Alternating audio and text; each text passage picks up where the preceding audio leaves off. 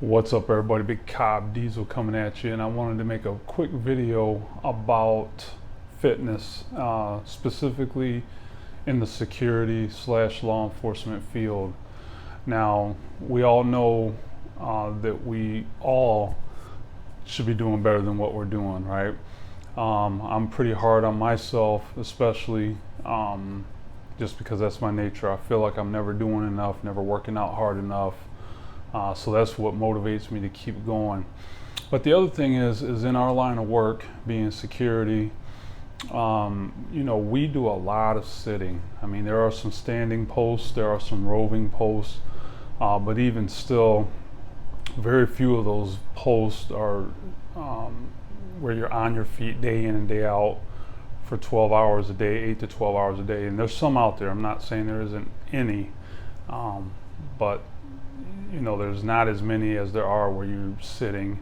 You might be sitting at a desk, you might be sitting in a company vehicle, you might be sitting in your vehicle, and you may have a requirement where you have to make a patrol round, once an hour or something like that. So you're at least getting up and moving around. And our jobs are pretty laid back. There's not a whole lot going on for the most part. Again, I'm not speaking 100% for everybody in every situation, but a majority of the security positions out there, there's not a lot going on, and that's what we want. We don't want anything going on. But then there's that 15 seconds of terror where something does jump off, and you got to be prepared to deal with it. And it's hard to think about, especially for those of you who have only worked in security. Maybe this is your first security job. You're at a site that just really has nothing going on. You might be you might be watching cars. You might be sitting on a car lot somewhere watching cars overnight, or you might be sitting in an office building at night, watching the place while people are gone, and just not a whole lot to do. There's a lot of Netflix and a lot of talking to the girlfriend or boyfriend on the phone, that kind of stuff, but you're really not required to do a whole lot physically. So it's hard to imagine a situation where you're going from where you don't really have to do a whole lot to now you are possibly fighting for your life, or you are trying to defend against an attacker. You might be dealing with somebody who's trying to vandalize the property that you're guarding. They might be trying to steal something, or they just may be outright trying to hurt you or somebody else. So fitness plays a huge role in this, guys, plays a huge role. And being physically fit, taking some sort of fighting class, whether it's jiu-jitsu, kickboxing, whatever, you're not going to become a world-class fighter with this stuff. And it doesn't always mean that you won't get your ass kicked, right? But the idea is that you are able to have the stamina to either defend someone, defend yourself, place somebody under arrest if you have the type of security job that allows you to handcuff people, detain people, make arrests if you're a security police officer, or to buy yourself enough time so that if you are getting attacked, you may not be able to overpower this person outright, you may not be able to beat them outright, but at least buy yourself enough time to get your phone out to call for help, get on a radio and call for help, run to a safer area. And so you have to ask yourself right now, worst case scenario, you're sitting on your site and you get attacked by someone who's bigger and stronger than you are. How are you going to defend against that? What would you do? So to that end, that's where your fitness comes in, your fitness level. Everybody has their own idea of fitness. Some people's idea of fitness is running. Some people run a couple times a week, whatever. My favorite is lifting weights, right? And doing cardio. I do cardio as an afterthought. I will do a 5K or something here and there to keep so that I don't completely not do it.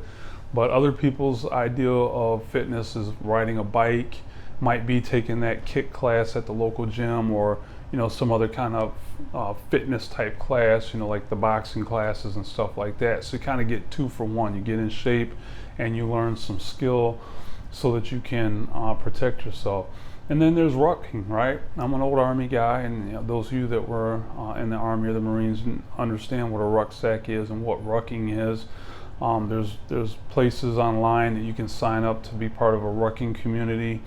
And you can make this as simple or as complex as you want. I think a thing that kind of turns people away from fitness is they think they have to have all this knowledge first of all, and they think they have to buy a bunch of equipment or buy a bunch of memberships or pay for a bunch of apps.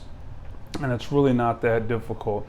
All you have to do is put some weight in a backpack. You don't have to go out and buy an expensive military rucksack. You can get a damn JanSport backpack. They're on sale right now because it's back to school. Put some weight in there, put 10 or 20 pounds in that and walk around your neighborhood. Tell yourself you're gonna walk, for an hour a couple times a week. Now, there's some of you that are gonna say, hey man, I walk as part of my security gig doing my patrols. That's great. I'm glad that you're out walking, moving around.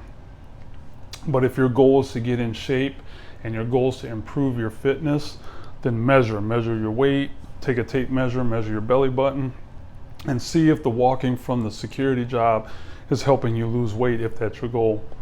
Excuse me. If not, then just bump it up a little bit. Like I said, get you a backpack, throw some weight in it, walk around. And you may work at a site that's out in the middle of nowhere. Here in Michigan, we have the energy company hires security guards to sit out in these pieces of land, whether it's a parking lot, it could be a field, all night. And all they got to do is sit out there and watch the trucks and the backhoes and all that. And I have known some security guards to work out there. They're out there by themselves. I mean, if a supervisor rolls out on the working out, are they going to get sent home? Going to get written up? I doubt it. So there's ways to make this stuff work for you, or take a class, pay the money to take a class. Maybe the paying of the money will motivate you to go so that you don't feel like you're wasting your money. But do something. In this field, we work in a very, very vital field. And I know sometimes it doesn't feel like it. You say to yourself, well, how vital is this? I'm sitting on the second floor of an office building watching Netflix, and then I get up and walk around every hour. How vital is that? It is vital because people are paying you to do it. Now, is it the same as being a security guard or a security officer at a nuclear power plant? No, it's not the same. They're two different things, two different requirements. But it's still a vital job. If it wasn't vital, there would be no security. And I can't speak for other cities, but in Detroit, you can't walk down the street without bumping into a security guard, probably on every corner. In fact, I'd be willing to say that there's probably more security guards in Detroit than there is police officers. Now, it may be different in your city and where you're at, but my point being is that this is a vital job. We don't get paid the best. We definitely don't get pats on the back. We're kind of like that silent sentinel that nobody really sees, or if they see, they kind of don't think about. And that's not a bad thing. But again, you want to prepare yourself for that 15 seconds of terror where something that you didn't even think about could happen to you. And it doesn't even have to be an assault. It doesn't have to be a crime. It could be a natural disaster. It could be, maybe the building that you're working in, there's structural issues and a floor collapses, or there's a water main break and the place floods, and you may have to help get people out, or you may have to get yourself out. So it could be really any type of scenario. But think about, just sit at your job the next time you're on post and think about what is the absolute worst thing that could happen. For some of you, it would be an armed gunman coming in the front door. For others, it could be that building collapse, partial collapse. It could be a natural disaster like a tornado come through, blow the windows out.